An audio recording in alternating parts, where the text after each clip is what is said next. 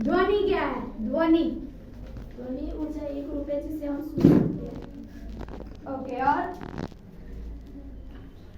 और कोई बताना चाहेगा ध्वनि के बारे में? निष्ठा,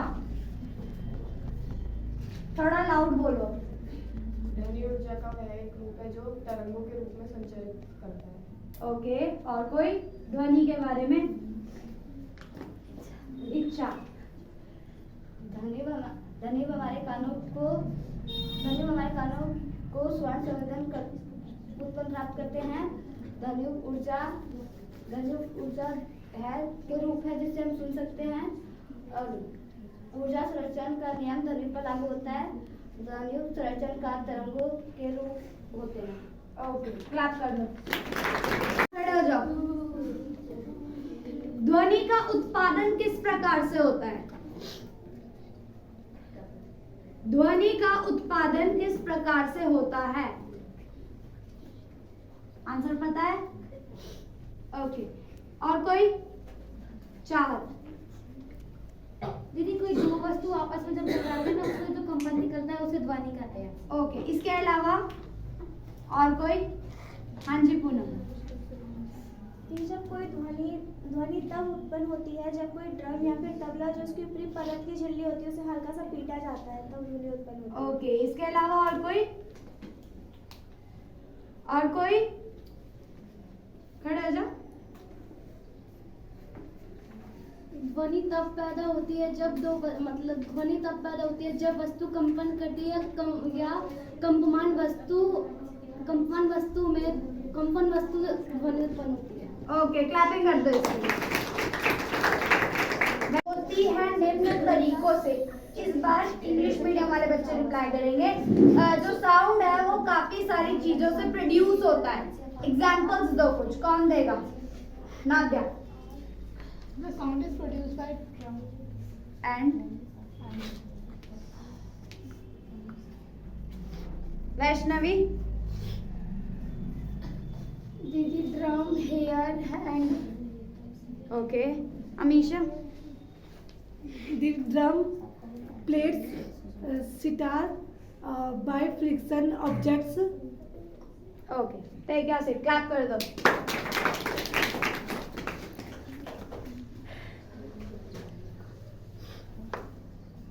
तनु, स्टैंड अप। ध्वनि का संचरण होता है। किन किन माध्यम के जरिए ध्वनि का संचरण होता है और क्यों? ड्रम पे जब हम किसी चीज से भी उस पर पीटा जाता है तो वो वाइब्रेट होती है जिसकी वजह से ध्वनि निकलती है। और एग्जांपल के लिए कुछ और भी है, जैसे रॉन्ग आंसर। कोई और बच्चा बताइए। ध्वनि द्रव ठोस गैसों में भी होते हैं और ये माध्यम जब तक चलती है जब तक दीदी हमारे कानों तक पहुंचना जाए। ओके। और कोई? बैठिए। बिना माध्यम के क्या कोई ध्वनि एक जगह से दूसरी जगह पहुंचेगी? हाँ या ना में रिप्लाई करोगे पहले, फिर बताओगे कि ऐसा कौन सा माध्यम है जो नहीं होगा तो हमारी ध्वनि एक जने से दूसरे जने पर नहीं पहुंचेगी। कौन देगा इसका answer? Hands up on. Kareena. दी नहीं, क्योंकि अगर हमारे आसपास वायु रहेगा तभी हमारी आवाज किसी और तक जाएगी। ओके, बैठिए। एक एग्जाम्पल दीजिए जहां पर वायु नहीं होती और जहां साउंड भी ट्रैवल नहीं करता। बताइए। तनु। अंतरिक्ष। गुड, क्लैप कर। Take your seat.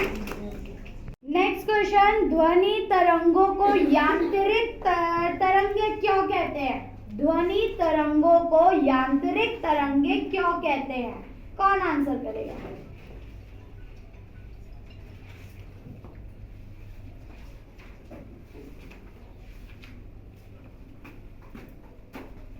इंग्लिश में साउंड वेव को मैकेनिकल वेव क्यों कहा जाता है?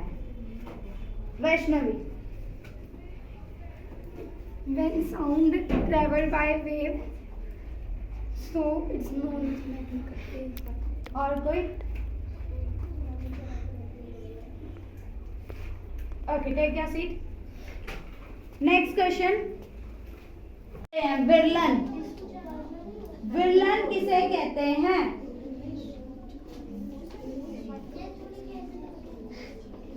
किसी को पता है? बताइए नेहा।